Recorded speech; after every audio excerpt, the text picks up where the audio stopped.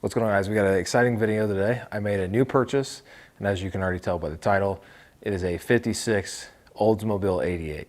So I'm going to take you out and show it to you. First, I'm going to show you these little clips of me just kind of power washing it, getting it cleaned up for this video because I literally couldn't wait to spray some of the stuff off and see the difference afterwards.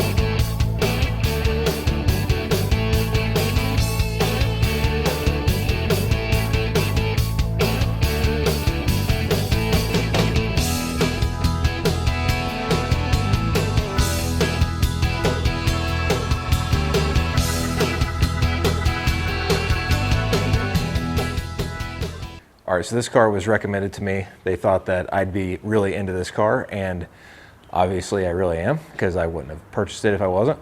But when I was walking around it, everything seemed really solid. There's some rusted spots on the bumpers and stuff like that, so we'll have to have the bumpers re-chromed, but it's not really that big of a deal. The inside is probably where the biggest issues are, but we're gonna see in this video if we can get this thing running. All right, so bear with me, we got a little bit of a windy day, but really the body is in really good shape. All the trim and everything is there. You got the 88 logo right there. So literally every piece that you would have to search for and try to find is all here. This is kind of the stuff I was talking about on this chrome bumper. Obviously the plating is just peeling off, so any good chrome plating place will be able to take care of that, no problem. This had been repainted at one point. Some of the spots that kind of go right along the trim right here are kind of peeling up. Not sure what's causing that, but and then you've got some issues in the drip rail, but again, not that big of a problem. A little bubbling right here. I don't know if you can see that on camera or not. And then let's look at the interior. So the biggest issue with the car is just a hole on the driver's side and even a bigger hole on the passenger side over there. And then the seat's all chewed up. And then you've got some mouse poop and stuff, but not really that big of a deal. All the buttons and everything are all there. Steering wheel stuff is all there. All the trim on the inside is all there. Headliner's there. The back seat actually still has one of the covers that they used to put on them, and when you peel that off, there's like a perfectly good seat back there. So some of the switches up through here are kind of seized up right now, so it probably won't be too big of an issue to kind of get them all working again. And in the box right there is actually newer carpet that we can lay in here once all this stuff is done. So the door's all shut really good. The only problem with the glass is this little part right here on the driver's window. The rest of the glass is all good. Under the hood we have a 324 Rocket, and I believe that this was actually running last time that the guy checked. So that was the case on my last vehicle too, but I do think that this is going to be perfectly fine to start up. The battery that came with it's not holding a charge, so we're going to swap that out real quick and see if we can't get this thing to fire up. From what I can see right off the bat, the fuel line that's coming out of the carburetor there, the fuel feed, which this actually has an electric fuel pump on it. So the feed line here is unconnected down there. So we'll just have to get a hose clamp and put that back on and see if we can't start to see some gas coming up through this filter. All right guys, so the first thing here, we're going to open up our fuel tank here and make sure that there's no old fuel in there. So we're gonna put our little siphon tube down in there. It's got a little check ball at the bottom. So we're gonna run that down through there and make sure that there's no old fuel. And then if there's no old fuel, we'll probably just add fuel and see if we can get it to start that way.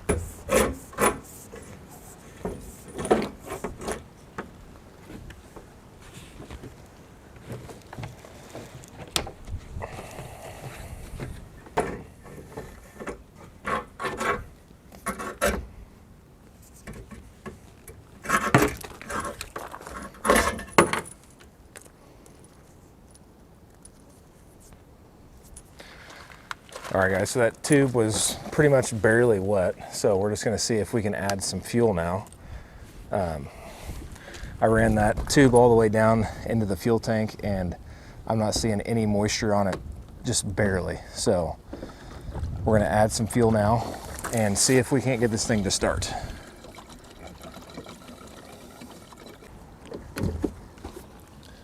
All right, we'll start with that and see if we can't get this thing to cycle some fuel up through that filter. All right guys, so I've got a trusty old Royal King battery in there and I'm not sure what kind of charge it's holding, but we're just gonna see if we can get this thing started.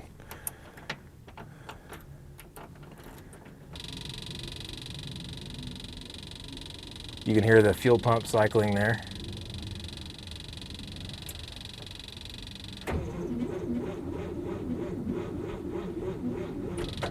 Sounds like it's a little dead.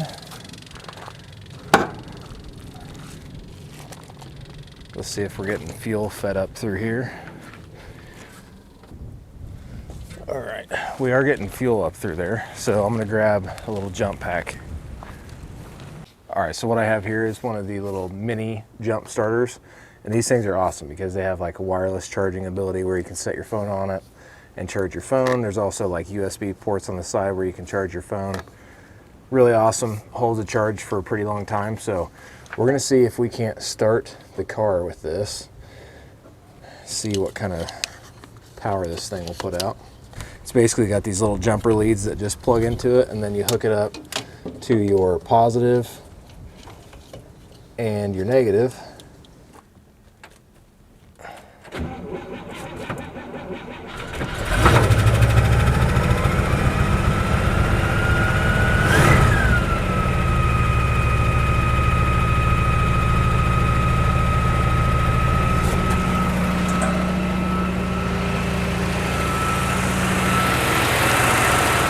Oh, we got a fuel leak. Okay. We got a fuel leak from somewhere, spraying all over the top of the engine. Let's go see where this is coming from. All right, so the fuel was kind of spraying out around the fuel filter over here. And if you look over here, this fuel line is riding right on top of the belt. So I bet if we flip this over, yeah, there's a huge chunk taken out of that line. So I wonder if that may have been why this thing was parked in the first place. So I don't know. We're gonna go ahead and switch this line out. Looks like it's 5/16. So we'll pop this line off of there and down there, put a new line on. I think the only thing I have is the fancy braided line. So I'm gonna get a piece cut for that, put the new fuel line on and see if this thing will run better. The only hose clamp I have is this one, which obviously we're not pushing that much fuel through there. So we're gonna use this little zip tie here and see if that'll hold the pressure that we need to get this fuel line going. This is not a permanent fix, trust me. So basically I just made the fuel hose a little bit longer just to kind of keep it away from all the moving parts because the other one was also very close to the mechanical fan here, which you don't want that. That'll slice that up and then you'll have gas all over your engine like we already do. All right guys, I've got that fuel line hooked up and I think all of the leaks are gone. So we're going to try to start this thing up. One thing I noticed the last startup was that from the breather cap, it was kind of seeming like it was smoking a little bit. So I hope it's not a bad sign. It might just be because it sat for so long. But we're gonna hook this mini starter back up. There we go. This is good for several starts, but when you're working on an old car like this, sometimes you have to charge these and stop what you're doing for a little bit. It's the only downside to this, but it's way better than jumper cables. So while we're charging this, we're going to hop over and work on the truck a little bit off camera, and then we'll be right back to start this car up. All right, so I got this thing charged up. We're gonna see if we can get a start now. Again, the fuel line is fixed. No more leaking there. And this should be able to start the battery right here, or start the car, I guess.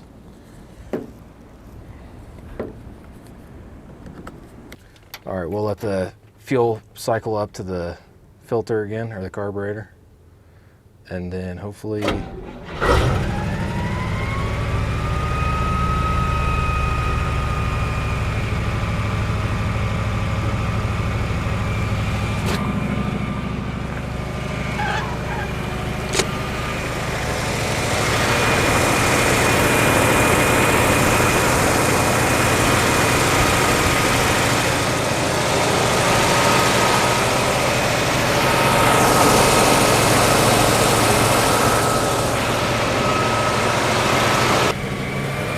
All right, guys, so I don't see any more smoke coming from the breather cap, which that's a good sign.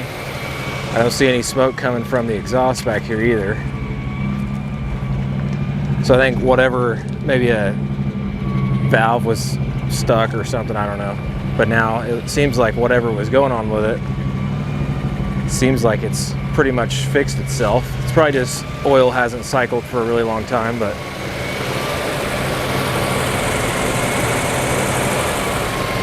sounds like it runs pretty good. The idle sounds a little high. Oh, there's that smoke coming out of the valve cover maybe. All right, guys, there you have it. The vehicle will start. So the brakes are currently locked up on it right now. So whenever we were backing it off of the trailer, well, there was no backing it off of the trailer. It was shoving it off of the trailer. And so we did not start it up whenever we were putting it in its current place.